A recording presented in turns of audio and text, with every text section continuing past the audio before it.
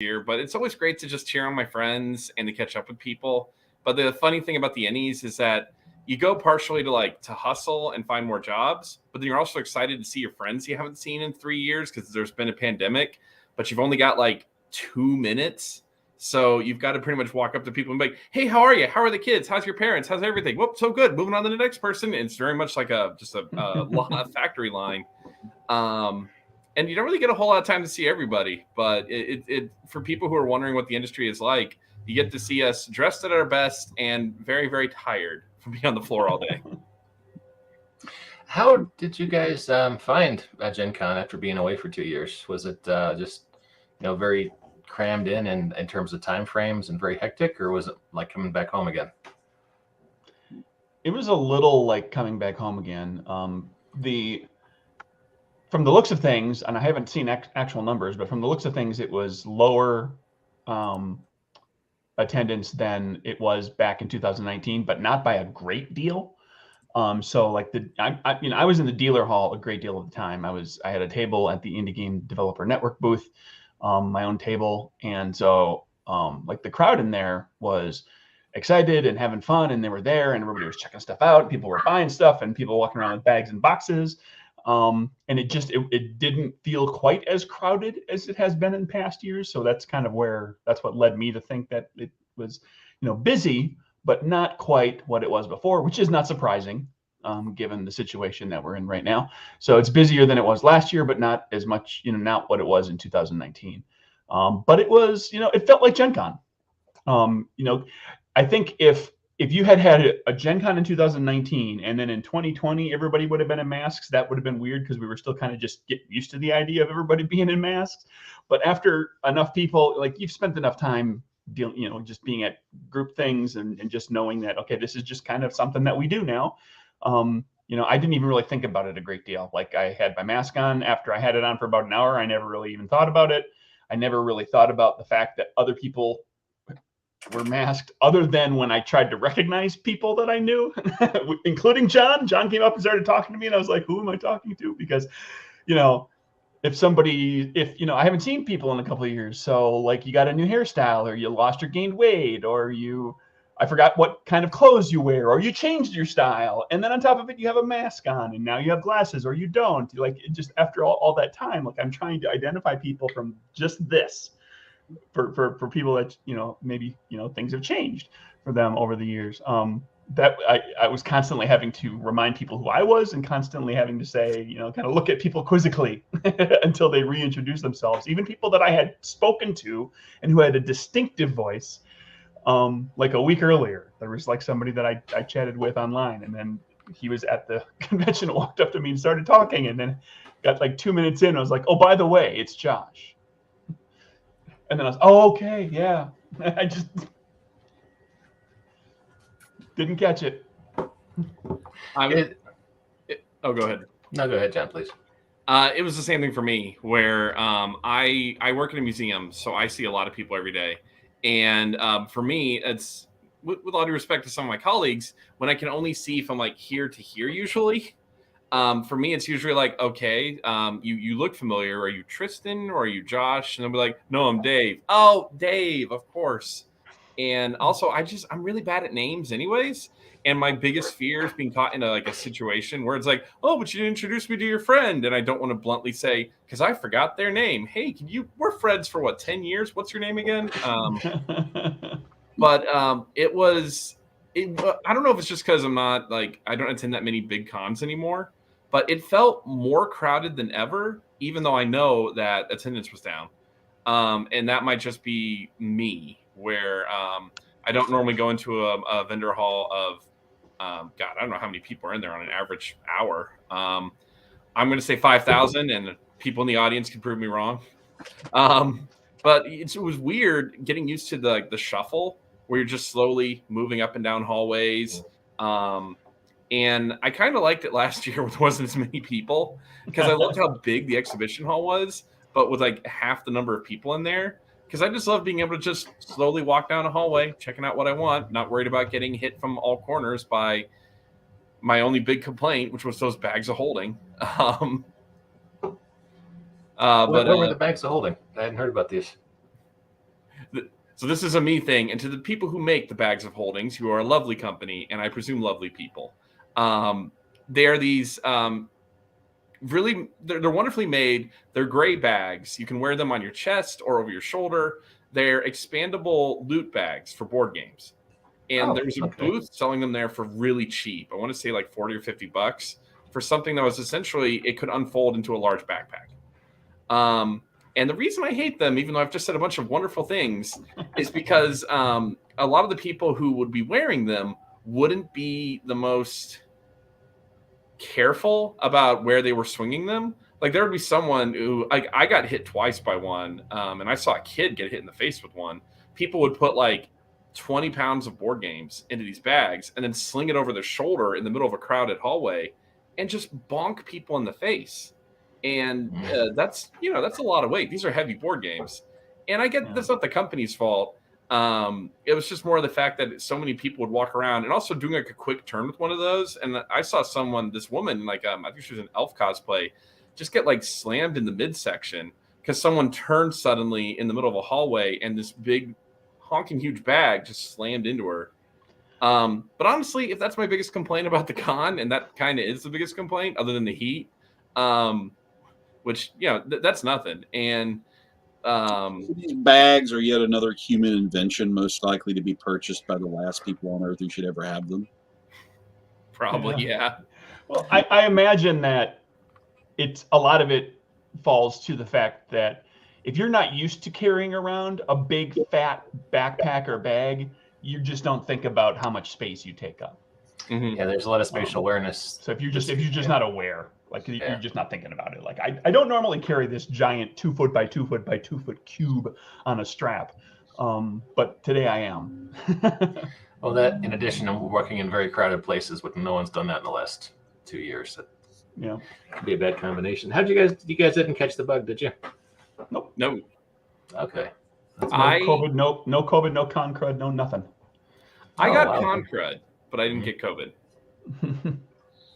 I had a very good RPG writer friend, and he was Sean Noakes. He wrote the after for me for Savage Worlds, and he's a big extrovert. Loves being in crowds of people, loves running games, loves going to GenCon. Hasn't been in 2 years, and he was really bummed because he went this year and got sick as a dog, like immediately afterwards. Aww. Laid up for 7 days. But yeah, I guess there's a certain element of you buy your ticket and take your chances these days when you go to big gatherings. So it's like, I totally respect people who say they're not ready to come back to GenCon for fear of COVID, because I had COVID before the vaccines, and it was one of the worst diseases I've ever had. And I'm vaccinated and boosted, but I still don't wish that on anybody. And for me, like, even con crud, like, I was very, very whiny. Like, I have a sore throat and a runny nose. Oh, this is the worst. And, I have friends who are like, I don't know. I've got chronic diseases, man. I'm sorry you have a sore throat. But it was just one of those things where I went to the con and I have allergies because it was an allergy season in Indiana. And I would test, I think I tested like every other day, just because it's like, okay, it's runny nose time. I'm sure it's allergies and no one can catch my allergies, but I don't want to be that person. So every morning I'd get up, I'd do the test, and I would jump in the shower. And then if obviously it was negative, and then I went to the con. Cool. Yeah, having lived there for 20 years, I can tell you almost every time is allergy time in Indiana. Yeah. It's not very selective. So what was the highlight of the con for you guys? What was the big takeaway? I don't know that I had one big highlight. I was kind of in a weird place. This was my first year essentially treating this like a business trip. Pretty much everything I was doing was kind of business oriented. So I was fairly laser focused on doing the booth, doing my being at my table and doing the hustle. And then also I had a handful of people with me who were running games and helping out at the booth and helping to make breakfast in the morning for everybody. We all the whole team got an Airbnb, and we had like a whole little communal thing every morning. It was very nice.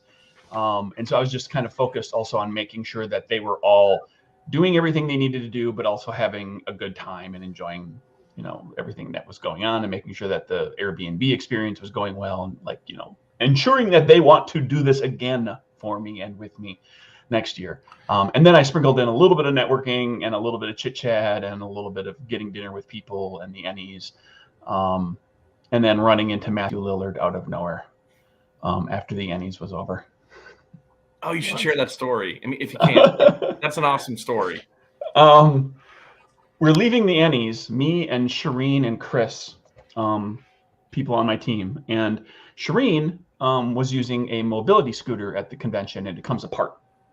So we got the lift. We were just heading back to the Airbnb. We got the lift there, and we're trying to get the pieces of the scooter into the trunk, and it's kind of a small trunk. We're having a tough time of it. And suddenly out of nowhere comes a voice attached to a tall, well-built person who says, "Let me give you a hand with that. I am very strong." And those are the exact words, because I asked Shireen to repeat for me what he said. And then the driver comes around, and between the two of them, they get everything put in there. And I'm like halfway through this, I realize, oh, that's Matthew Lillard. That's the guy. And he's there with his Beetle and Grimm hat on. And I ask him real quick to take a photo with Shireen. And then he goes off on his own. And at the same time, somebody from the crowd's like, hey, Matt, I see there's a kitten up a tree over here. And like they're all kind of giving him a thing about it. And we get in the car and we start driving, and we kind of realize partway back that Shireen, it was dark, and Shireen didn't really recognize who that was. And I sent the photo to her on the phone, and she was like, and she, kind of flipped out, and we all had a good chuckle, and we just basically talked about that all the way home. Now, he is best known like as... he was in, he did a super helper thing, and he was out with one picture, and like it was dark, and we didn't all recognize him right away. Kind of like getting rescued by helicopter by Harrison Ford when you get lost in Montana. Yeah. So I know him best as Scooby-Doo, as Shaggy in the Scooby-Doo live action movies. What else has he been in? He was Stu, one of the kids in Scream. He's probably the funniest character in Scream. And Hackers. What? He was serial killer in Hackers. He was serial killer in Hackers. He was the main character whose name I don't recall in SLC Punk. He's been in all sorts of things, kind of all over the place. Into this day, he's still, even though the two movies are in the past, he's still the voice of Shaggy on the cartoons for years now. Yeah, after Casey Kasem retired, I want to say 2009. Well, that is awesome. Chris, it was cheaper than reanimating his head. So. What? Well, Casey's no longer with us, so they had to reanimate his head for a while so he could keep doing the voice. And it was cheaper to hire Matthew Lillard. So. Did you want to? While we're telling GenCon celebrity stories, is this a good spot for your Warwick Davis story? All right. Okay. Go to the bullpen here. Okay. All right. So there was an wonderfully odd period in the late '80s when there was a thought that they would move GenCon more in the direction of being more like Dragon Con, where there would be more of a media presence to it. So they would be this really wonderfully random selection of nerd celebrities there.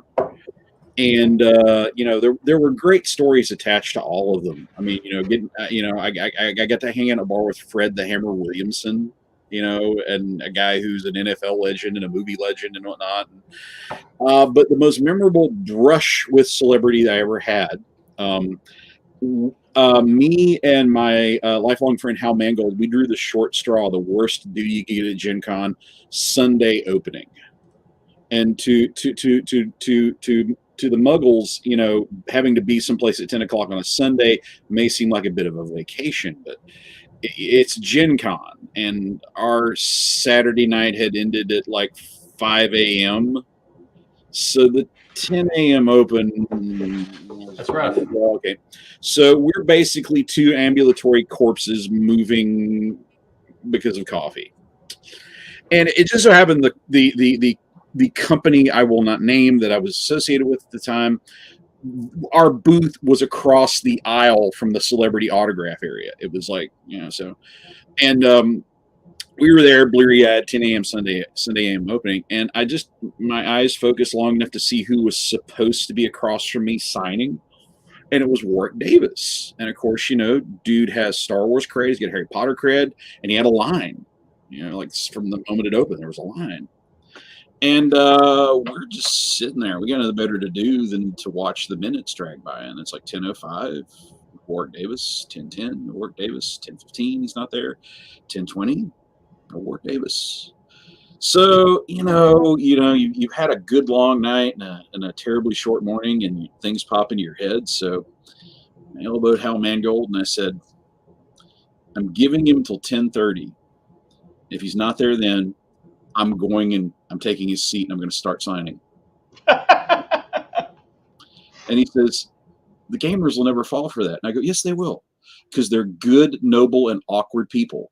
The worst that's going to happen is somebody's going to look at me and go, in the movies, you seem a lot. What? What do I seem in the movies? Shorter?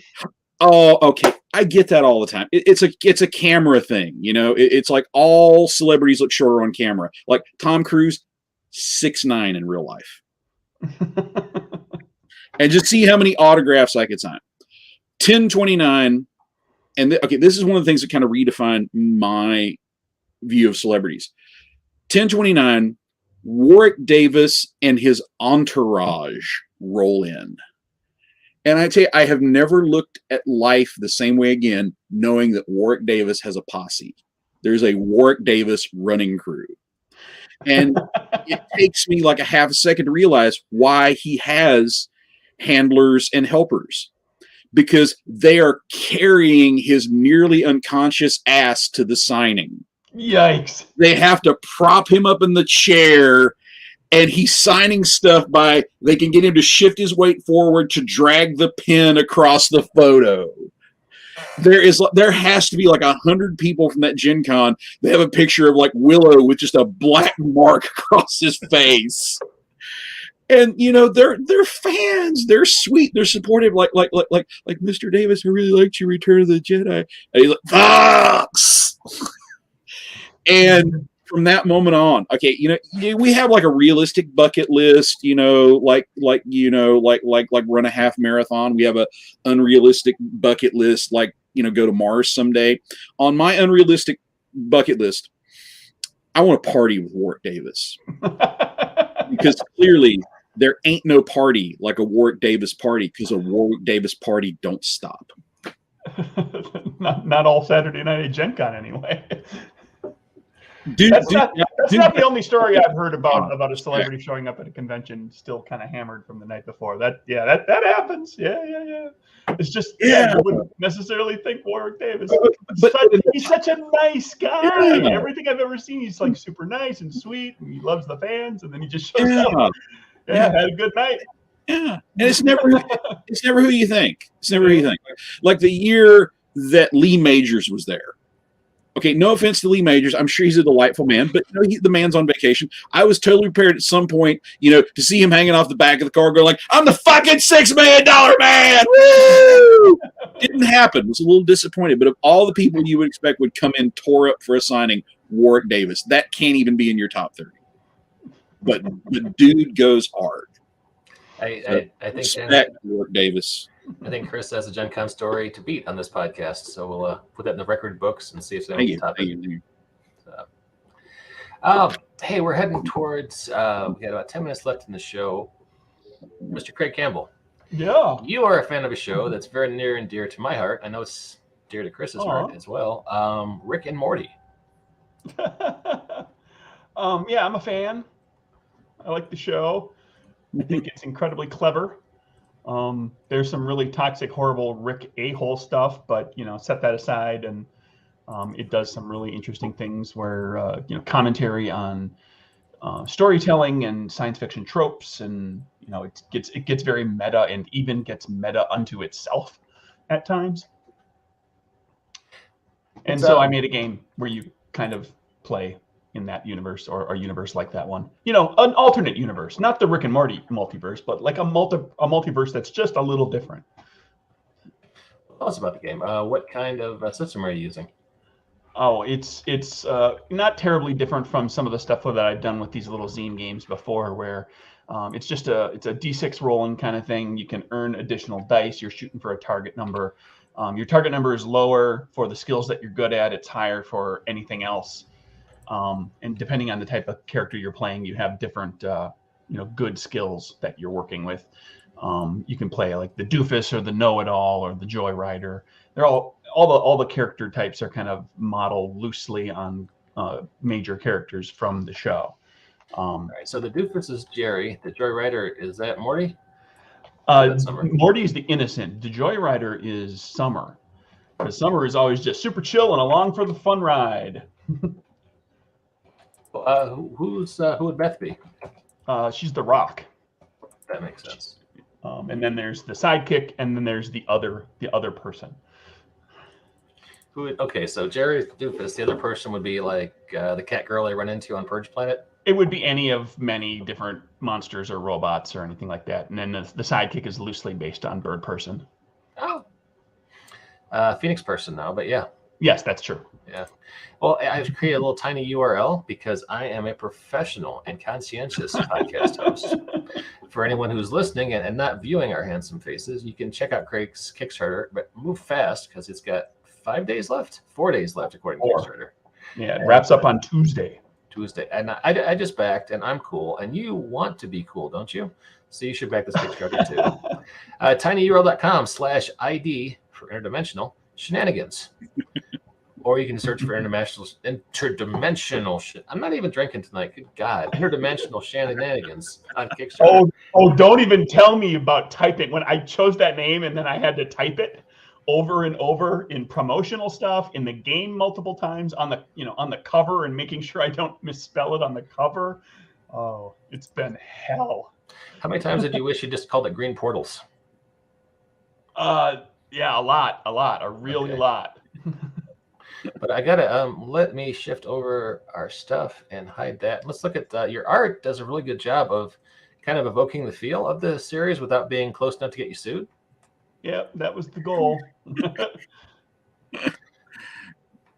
This looks like a lot of fun, and I just backed, so we do a regular Monday lunchtime beat 'em up because that's how we roll here in the Band Podcast. I will try to work this into rotation because this looks like a lot of fun. Is this kind of one shots at the sweet spot for this, or is it short campaigns, or how do you? It's built primarily for one shots, but it does have a section on every character sheet down at the bottom is lessons learned, because sometimes in Rick and Morty, the characters actually learn something and it comes to bear later in the story. So like if you learn a lesson during the course of one story, down the road, if you're playing with that character again, you can invoke that lesson learned to gain a bonus one time. So you can actually carry some of that knowledge forward and use it mechanically. It is a nice bit of emulation because Rick and Morty, despite being kind of a show with a lot of dick jokes on Adult Swim, they do have a fair amount of character development. So that is really cool. So this is part of Zine Quest 4. How has Zine Quest 4 been for you? Because it was kind of weird the way they changed the date around, right? Yeah, they moved it to August. Bright idea on their part. I don't think it's doing as well as it did last year when it was in February. Because I don't know about you, Mike, Professor John, anybody chime in. Like last year, February, when Zine Quest 3 happened, that's all anybody was talking about in my RPG feeds. That's all anybody was talking about. And I have barely seen mention of it this year because I think they moved it, and that caused them to split the zine groups because a bunch of people did Zine Month, Zimo, Z-I-M-O, that they kind of, people that wanted to do it in February got together and they put together a website and they set this whole thing up and they did a whole bunch of zines in February. And so everybody else is doing stuff now, and it's just coming off of GenCon. So everybody, like anybody that went to GenCon, they just spent a whole ton of money. Other people are spending money getting ready for fall, kids going back to school, so school supplies, all that kind of stuff. It's just, I don't know. I think it was a bad move, and they've already told us that it's going to be in February again next year. I think Kickstarter has recognized that they screwed up. This was a bad time to have Zine Quest. Yeah, Go ahead, John. like I get why they tried to do the move. Like I get as it was explained to me, but like Craig said, like the fall is really rough on a lot of people's budgets because obviously certain things, aren't essentials. Like me going to Gen Con and buying a whole bunch of pins and board games. It's essential for my mental health, not essential for my physical health. But it's the thing we like to do. It's fun. I mean, as both a fan and as a game designer. I mean, Gen Con, it just hits that moment where it's like, okay, kids are going back to school in the fall, but it's also Gen Con. I'm going to budget for this. And then when you move things like Zine Quest to be closer to this date, it really throws things just out of whack, because for a lot of us, we're really good at budgeting. I know there's this myth that gamers must be inherently bad at keeping a budget, but anybody who's ever kept any kind of inventory for a D&D character has to get really good at budgeting real quick. And it's just one of those things where it's like, okay, nope, Gen Con is coming beginning of August, and then kids are going to go back to school. If I just keep some money in May, June, July, I can put it towards this. And then I'm going to have light expenses in September and October. And then things fall to the wayside, because I've run Kickstarters or plan to run Kickstarters, and then major events will move. Or I'll be like, the year that Gen Con was in September. And then I had a Kickstarter going on at the same time, and that was really, really rough because it was September, and it's really complicated with just moving things around. And I totally understand trying to find the right perfect date, and sometimes you stick with February, and sometimes you try something new. And in this case, trying something new didn't really pay off as well. Well, it's kind of a double whammy for promotion right now, because Gen Con just happened, everyone had the news there, spent all their money there, and all of a sudden, oh wait, there's that big announcement from Wizards like a day or two ago that kind of sucks all the air out of the social media sphere for RPGs. So I saw it coming. I think there's a key miscalculation that works into this too. Now thinking about it, was the difference that I see between Zine Quest now is that when I do see somebody talking about backing something, they're talking about, I backed this zine, or I backed that zine, or maybe two. Last year, February, when people talked about backing stuff, they talked about dropping money into 10, 12, 15, 20 zines. Like they had the money at that time. I'm going to back a whole bunch. And that made Zine Quest huge, not because more people backed, but because a lot of people backed more. Even with people who are willing to back a little bit now, they're not dropping in for 15 different zines this month, where they're maybe just doing a few because they've otherwise spent a bunch of money. February, now I think about it, that's when you're 4 to 5 paychecks away from Christmas. So maybe that's when the bank account started to build up a little bit. So, especially if your pledges aren't coming due until the end of February. So, sorry, I'm here. Look at me doing speculative accounting in my head for the viewing public. This is the kind of quality content you turn into BAMP for. So I'm doing that kind of crap with Kickstarter all the time. Like every time I run a Kickstarter, I'm trying to figure out, why did it perform the way it performed? And the fact of the matter is, most of the time, it's chaos. Yeah, it's really hard to pin anything like that down. Any kind of predicting public behavior. When I used to do comedy club work, I did stand up briefly 20 years ago. Some nights, for reasons you couldn't tell or figure out, the club was just packed and everybody was happy and having a good time and laughing at stupid jokes that were dying last week. And you have no idea why, except that, once or twice a year, there's a magical weekend where everyone gets paid at once. Because people on government checks, or people get paid by the military, get paid once a month. Then you get some people this 2 weeks, some people that 2 weeks. But every once in a while, the stars align. Everyone gets paid on the same Friday, and it's just chaos. You only notice if you're in a service industry situation like that. But sometimes it's feast, sometimes it's famine. But guys, it has been a pleasure talking to you, Chris. Thank you so much for coming and telling us the Warwick Davis story. Always a pleasure, sir. Craig Kickstarter, once again, tinyurl.com/ID shenanigans. 4 days. Back it if you're cool. You are cool, aren't you? And you can find Craig on Twitter at NerdburgerCraig. Nerdburger Craig. And John, where can we find you? At JK Myth on Twitter. Okay, and your company? Smug Pug Games. Okay, and that is on Twitter as well, or?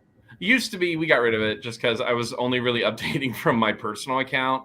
And I'm the worst at remembering to update from all the myriad accounts. And I'm just like, no, it's JK Myth. I should have just named the company JK Myth when I thought about it, but JK Myth Games. Not the worst name. I've seen a lot worse. So that's pretty cool. Well, hey guys, let me play our contractually mandated outro music. 1 second. Ooh, that's enough of that. Folks, you've been listening to the audio spectacular that is the Banff Podcast. Thank you very much for checking us out on your Friday night, and we'll catch you next time.